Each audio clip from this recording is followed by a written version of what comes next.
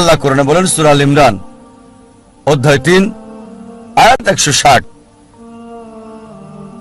যদি আল্লাহ চান কেউ পেছনে ফেলতে পারবে না, আর তিনি সাহায্য না করলে কে আছে এমন যে সাহায্য করবে? আর মুমিন লোকগণ কেবল আল্লাহর উপরে ভরসা করেন। আল্লাহ বলেন সূরা আনকাবুত অধ্যায় নম্বর 29 আয়াত নম্বর 69 যে যদি চেষ্টার সংগ্রাম করো আল্লাহ সুবহানাহু ওয়া তাআলার পথে, তিনি পথ খুলে দেবেন। আল্লাহ আরো বলেন সূরা নাহাল অধ্যায় 17 আয়াত 43 এবং সূরা আম্বিয়া অধ্যায় 21 আয়াত 7, ফাসআলু আহলে যিকরি ইন কুনতুম লা তা'লামুন।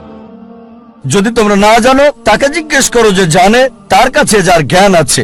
তাই সফলতার জন্য প্রথম আল্লাহর উপর ভরসা, দ্বিতীয় হচ্ছে চেষ্টা করা, সাধনা করা আল্লাহ সুবহানাহু ওয়া তাআলার পথে, তৃতীয় হচ্ছে যে জানে তাকে জিজ্ঞেস করা।